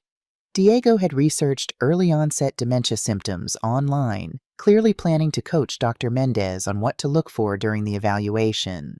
He had contacted several real estate agents, promising a quick sale of the Gracia house as soon as he obtained guardianship. Most disturbingly, he had inquired about advance payment for a 1-year placement at La Serenidad nursing home, the minimum commitment required. "He was planning to institutionalize you indefinitely," Mateo explained grimly during their next meeting. "The facility requires substantial upfront payment, which would have come from the house sale." The revelation left Olivia breathless with horror. "My own son," she whispered, "planning to lock me away." Inspector Torres, who had taken a personal interest in the case, arrived with additional information about Luis Mendoza. He's a known figure in underground gambling circles, she explained. Diego accumulated substantial debts over a 6-month period. When he couldn't pay, Mendoza began applying pressure. Nothing overtly violent, but threats were implied. That's why Diego was so desperate for the house sale, Rafael realized. The $42,000 he already took from Olivia's accounts wasn't enough. Mendoza expected full payment plus 50% interest, Torres confirmed. Approximately $200,000 total. We're investigating him separately for usury and extortion. Throughout the investigation, Olivia maintained her dignity, answering questions clearly and providing necessary documentation. Her cooperation, combined with her obvious mental acuity, thoroughly discredited Diego's claims about her cognitive state. 2 weeks after Rafael's arrival, the investigative phase was largely complete. Olivia, steadily regaining her strength with proper nutrition and reduced stress, faced another difficult decision: whether to press criminal charges against her son. You have every right to pursue the full extent of legal consequences, Mateo advised during a consultation in his office. The evidence supports multiple serious charges. What would that mean for Diego? Olivia asked. Given the amount stolen and the particularly egregious breach of trust, he could face up to 5 years in prison, though as a first-time offender, he might receive a lesser sentence. Olivia sat quietly for a long moment, weighing justice against mercy, accountability against compassion. If I choose not to press criminal charges, what are my alternatives? A civil settlement, Mateo explained. We would require full restitution of all stolen funds plus interest and legal costs. Diego would sign a legally binding agreement acknowledging his actions and accepting specific restrictions. No contact without your explicit consent, no involvement in your financial affairs, regular monitoring of his compliance. And if he violates those terms, the criminal charges would be reinstated immediately, Mateo assured her. This approach holds him accountable while giving him an opportunity to avoid imprisonment, if that's your preference. Olivia turned to Rafael. What do you think, hermano? Rafael chose his words carefully. Diego has committed serious crimes that have caused you tremendous suffering. He deserves consequences. But what those consequences should be, that's a decision only you can make. Whatever you choose, I'll support you. After another moment of reflection, Olivia nodded decisively. I want the civil settlement. Not because Diego deserves mercy, but because I don't want prison to absolve him of his responsibility to make amends. Very well, Mateo agreed. I'll draft the agreement immediately. 3 days later, Olivia sat straight-backed in Mateo's conference room, awaiting the arrival of Diego and his attorney. Rafael sat beside her, a steadfast presence of support. Mateo had arranged this meeting to present the civil settlement terms, Diego's last opportunity to avoid criminal prosecution. When Diego entered, Olivia barely recognized him. Just 3 weeks in detention had transformed her once polished son into a haggard stranger. His designer clothes had been replaced by simple worn attire. His confident posture now stooped with defeat. Behind him followed a thin, nervous-looking man introduced as Señor Gomez, his court-appointed lawyer. Diego's eyes met Olivia's briefly before dropping to the floor, unable to maintain contact in the face of her quiet dignity. Please be seated, Mateo began formally. We're here to discuss the terms under which Señora Morales is willing to forego criminal prosecution in favor of a civil settlement. Diego's head jerked up in surprise. No criminal charges. That possibility remains on the table, Mateo clarified, contingent upon your full acceptance of and compliance with the settlement terms. Señor Gomez nodded eagerly. My client is very interested in resolving this matter civilly. Mateo distributed copies of a substantial document. The agreement contains several key provisions. First, full acknowledgement of all unauthorized transactions totaling $93.27 taken from Señora Morales' accounts. Diego winced visibly at the precise figure, the full accounting of his betrayal, reduced to an undeniable number. Second, a repayment plan requiring monthly installments of $1,500 until the full amount plus 5% annual interest is repaid. $500 per month, Diego protested. That's impossible. I have no income, no assets. You have a degree in business administration and years of professional experience, Rafael interrupted coldly. You can find employment and meet your obligations just as every other responsible adult does. Diego subsided chastened. Third, Mateo continued, A formal relinquishment of any claim to guardianship, power of attorney, or other authority over Senora Morales' person or assets, now or in the future. Diego nodded glumly. Fourth, a restraining order prohibiting contact with Senora Morales, except with her explicit written consent to be renewed monthly at her discretion. But she's my mother, Diego objected weakly. A mother you were willing to institutionalize for financial gain, Rafael reminded him sharply. Fifth, Mateo pressed on, regular monitoring of your financial activities to ensure compliance, including quarterly reviews of your account's employment status and living arrangements. This is intrusive, Senor Gomez noted with a frown. Less intrusive than prison, Mateo countered smoothly. Where financial activities are monitored constantly. Senor Gomez conferred briefly with Diego before nodding reluctantly. Continue. Finally, and most importantly, a clear understanding that any violation of these terms, any attempt to circumvent the agreement, or any future actions against Senora Morales' interests will result in the immediate reinstatement of all criminal charges with this signed confession as primary evidence. Diego paled visibly. You're asking me to sign a confession? We're offering you an opportunity to make amends without imprisonment, Mateo corrected. The alternative is prosecution for elder financial abuse, fraud, coercion, and attempted false imprisonment charges that carry substantial prison terms. A heavy silence fell over the room. Diego stared at the documents before him, the full weight of his actions and their consequences finally inescapable.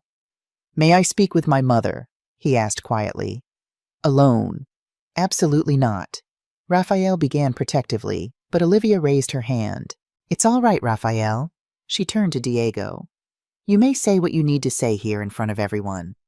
Diego seemed to shrink further, but nodded.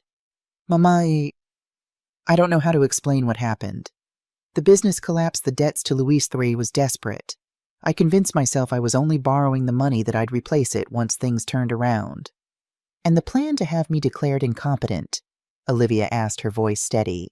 To sell the home your father built, to place me in La Serenidad against my will, were those also desperate measures you planned to undo once things turned around? Diego had no answer, his gaze dropping once more to the table. I've had 3 weeks to reflect on how my son became capable of such calculated cruelty. Olivia continued, her dignity unwavering. I remember how your father worried about your character, your focus on appearance over substance, your sense of entitlement, your inability to accept responsibility for failures. Papa never believed in me, Diego muttered resentfully. He always favored Rafael. Your father loved you unconditionally, Olivia corrected firmly. But he saw the path you were choosing and feared where it would lead. How prophetic his concerns proved to be. Diego's shoulders slumped further. What do you want from me, Mama? Accountability, Olivia answered simply. Recognition of the harm you've caused. A commitment to change. Not promises or excuses, those I've heard throughout your life, but genuine, sustained effort to become a man your father would have been proud of. For the first time, tears appeared in Diego's eyes. I don't know if I can. He admitted a rare moment of honesty. That, Olivia said quietly, is the first truthful thing you've said in months. After a moment of weighted silence, Diego reached for a pen. I'll sign the agreement. As he scrawled his signature on each indicated page, Olivia felt no triumph, no vindication. Only a profound sadness for what had been lost, perhaps irretrievably. The son she had raised the family, they had been the trust that had been shattered beyond simple repair. When the signing was complete, Diego looked up at her one last time. Is this goodbye, Mama? Olivia considered the question carefully. That depends entirely on you, Diego. Not on your words or promises, but on your actions in the months and years ahead. The door remains unlocked, but you must earn the right to walk through it. As Diego was led away by his attorney, Rafael squeezed Olivia's hand supportively. You handled that with remarkable grace. Not grace, Olivia corrected softly. Necessity. Anger and bitterness would only complete what Diego began, the destruction of my peace and well-being. Mateo gathered the signed documents, his expression respectful. The legal process is complete, but I suspect the emotional journey is just beginning. Yes, Olivia agreed. But at least now I can walk that journey as myself, not as the diminished, controlled person Diego tried to create. Ius Madrid apartment, gazing out at the city's distinctive skyline. The past weeks had brought rapid improvement in her health. Proper nutrition and freedom from constant stress had restored much of her physical vitality. Her weight had returned to normal, her sleep improved, her mind clear and focused. The movers have confirmed they'll deliver your belongings next Tuesday, Raphael announced, joining her at the window. The storage company did an inventory, everything from the Barcelona apartment that was worth keeping. Olivia nodded appreciatively. After much consideration, she had decided to sell her Barcelona apartment and relocate permanently to Madrid. Raphael had generously offered his guest suite until she found a place of her own, though he insisted there was no rush. "And the house in Gracia?" she asked. "The tenant's lease has 3 years remaining," Raphael reminded her. "After that, you can decide whether to sell or return there yourself." Olivia smiled softly. "I don't think I'll return to Barcelona. Too many painful memories now." The decision to move had been liberating, a clean break from the scene of Diego's betrayal, a fresh start in a city where she could rebuild her life without constant reminders of what had been lost. Carmen had reached out once, sending a carefully worded letter of apology along with financial records for the boutique which was being liquidated to contribute toward the restitution. Her legal situation remained unresolved, though Mateo expected she would receive probation given her eventual cooperation. As for Diego, he had begun making the required monthly payments, though whether from genuine remorse or fear of imprisonment remained unclear. Olivia had not yet found it in her heart to grant permission for direct contact, though she regularly received updates on his compliance through Mateo. Elena called. Raphael mentioned referring to Dr. Fuentes, who had become both Olivia's physician and friend. "She's invited us to dinner on Saturday with her husband. She thinks you'll enjoy meeting him. He's a retired literature professor." "That sounds lovely," Olivia agreed, grateful for the expanding circle of connections Raphael had helped her establish in Madrid. The doorbell rang, announcing the arrival of Isabel, Raphael's daughter-in-law, with her children, Olivia's grandnieces Lucia and Sophia, ages 6 and 4. The girls burst into the apartment with the exuberance of youth, rushing to embrace their great-aunt. "Tia Olivia, we brought you cookies," Lucia announced proudly, presenting a slightly crumpled paper bag. "And drawings," Sophia added, waving colorful papers. Olivia accepted both offerings with genuine delight. "What thoughtful gifts shall we have? Cookies and milk while you tell me about your drawings." As the girls settled at the kitchen table, chattering excitedly about their artwork, Isabel approached Olivia with a warm hug. "You look wonderful," she observed. "Madrid agrees with you." "New beginnings agree with me," Olivia corrected gently. "And family, true family." The afternoon passed pleasantly, with the children's energy and innocent affection providing a potent antidote to lingering sadness. When they finally departed, promising to return for Sunday lunch, Olivia found herself reflecting on how quickly life could transform from isolation and betrayal to connection and support in just a few short months. That evening, as she and Raphael shared a quiet dinner, he raised the subject that had been increasingly on Olivia's mind. "Have you thought more about what kind of place you'd like to find here in Madrid?" he asked. "There's no rush, of course. You're welcome here as long as you wish." Olivia considered the question seriously. "Something modest but bright, perhaps near the Retiro Park where I could walk daily. A place that's entirely mine where I can rebuild my independence." Raphael nodded approvingly. "I've asked a friend in real estate to watch for suitable properties. When you're ready, she'll have some options for you to consider." "Thank you, Raphael. Not just for the housing help, but for everything." Olivia reached across the table to grasp her brother's hand. "Without you, I might still be trapped in that nightmare." "You would have found a way," Raphael assured her. "You've always been the strongest of us." Olivia smiled, recognizing the truth in his words. Not vanity, but an honest assessment of the resilience she had demonstrated throughout this ordeal. "Perhaps strength runs in the family. Antonio would be proud of how you handled everything." "Antonio would be proud of you," Raphael corrected. "Maintaining your dignity through such betrayal, choosing justice tempered with mercy, refusing to let bitterness consume you." The mention of Antonio brought a familiar ache, but now mixed with comfort rather than just loss. "I've been thinking about him so much lately," Olivia confessed, "wondering what he would make of all this." "He would say exactly what he always said," Raphael responded warmly, "that you are the wisest, most compassionate person he ever knew." The conversation shifted to practical matters, the upcoming appointment with Mateo to finalize the sale of the Barcelona apartment, the quarterly review of Diego's compliance with the settlement terms, plans for Raphael's upcoming birthday celebration. Later, as Olivia prepared for bed in the comfortable guest suite that had become her temporary home, she found herself contemplating the journey ahead. At 68, she was beginning again not the retirement she and Antonio had envisioned, but a new chapter with unexpected possibilities. Her financial situation, while impacted by Diego's theft, remained stable. The restitution payments would eventually restore what had been taken. The Barcelona apartment would sell for a reasonable sum, providing funds for a new home in Madrid.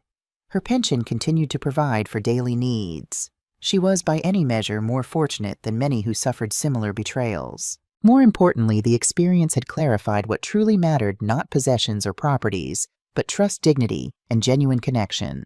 She had lost a son, at least for now, but rediscovered the strength of other bonds with Raphael, with new friends like Elena, with Isabel, and her delightful children. 1 year later, Olivia stood in the kitchen of her new apartment near Retiro Park, preparing paella for Sunday lunch with Raphael's family. The space was smaller than her Barcelona home, but filled with light and carefully chosen furnishings, some from her previous life, others newly acquired to represent her fresh start. The doorbell rang precisely at 1 o'clock. Raphael, Elena, now a close friend, Isabel and the children arrived bearing wine dessert and the happy chaos of family gathering. Tia Olivia, Lucia, and Sophia rushed to embrace her, now comfortable in the routine of weekly visits. "Can we feed the ducks in the park after lunch?" "If the weather holds," Olivia promised, receiving their enthusiastic hugs. As they settled around her dining table, Olivia surveyed the faces of those who had helped rebuild her life from the ashes of betrayal. Raphael, her steadfast brother; Elena, the physician who had become a trusted friend; Isabel, who had welcomed her unreservedly into their family circle; the children who offered unconditional affection untainted by the past. There remained an empty space, the absence of the son she had raised and loved. Diego continued to make his monthly restitution payments, but had not yet demonstrated the profound change of character that might eventually lead to reconciliation. Olivia had learned to live with this absence, neither denying its pain nor allowing it to overshadow the new joy she had found. "A toast," Raphael proposed, raising his glass. "To new beginnings, to justice served, and to the remarkable strength of my sister, who taught us all how to face betrayal with dignity and emerge stronger." "To Olivia," the adults echoed, while the children giggled and clinked their juice glasses enthusiastically. Olivia smiled, accepting their tribute with the quiet confidence she had reclaimed. The betrayal of trust had nearly destroyed her, but in its aftermath she had discovered reserves of resilience she hadn't known she possessed. She had learned that family was defined not by obligation or blood alone, but by consistent love, respect, and trustworthiness. Most importantly, she had reclaimed her voice, her autonomy, her right to define her own life. No one would ever again make her doubt her own mind or worth.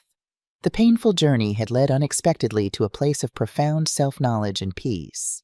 As she served the paella Antonio's recipe preserved in her memory, despite Diego's attempt to erase such connections to her past, Olivia reflected that true justice wasn't found merely in legal settlements or financial restitution, but in the freedom to rebuild, to choose one's path forward, to find joy despite profound loss. The betrayal would always remain part of her story, a dark chapter never to be forgotten. But it would not be the final chapter.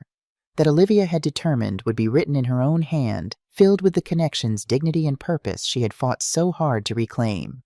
And in that victory, quiet, dignified, but complete, lay the true resolution of her journey from victim to survivor, from betrayal to renewal, from darkness back into light.